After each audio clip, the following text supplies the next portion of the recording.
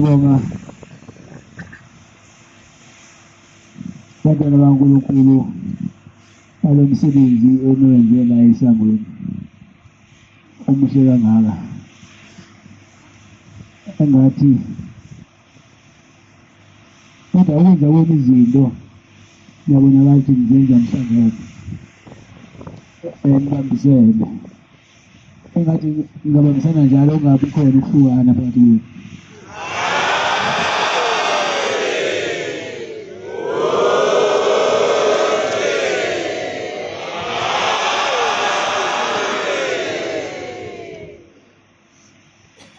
Ngiyasala isifike njalo siphethe izinto la intabasha namhlanje siphethe kunye kanjani nje uzasofuthe kunye.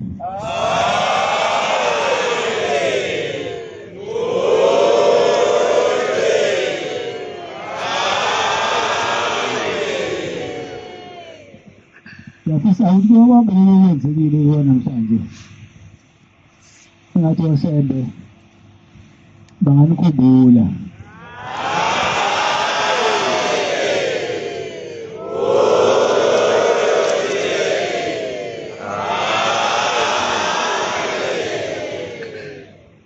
Impumelelo ey'fisweni zey'nhliziyo zenu.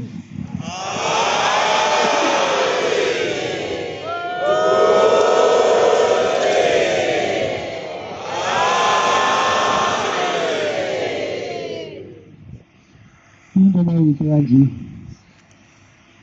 bani laba abade babizayo nakhona kuhle ungathi ipake emthizi nalana-ke nombhalo lo obizela abantu la muhle ngathi into ngiyakha ngobuchwepheshe engathi uNkulunkulu anganika uqoso ongaphinda lokhu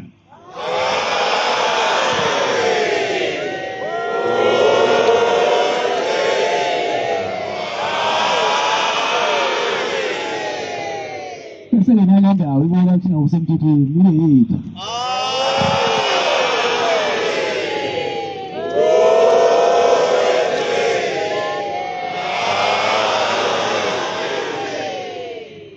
Ngabona umama walekhaya kulo mkhosi siwenze kuyafishwa la kaShembe khona umbani uhambile owaShembe futhi namhlanje khona lo mbani udawa kakhulu bayala intabazi singakuthi le intabazi lapha izafika sahlala emjondolo lapha emjondolo sakhona sakhona kodwa ngokuqhubeka lapha lo muzi oyisibuko senzo lokuzibona namhlanje. Nawo lo muzi bathi bayawuqeda ayaqhubeka bayawuqeda ngiyafisa ukuthi engathi ngingahlala nisho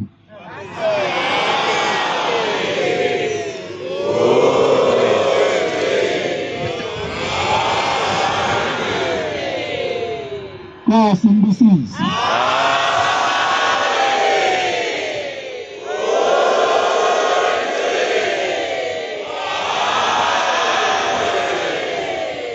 Nkosi Mbusisi.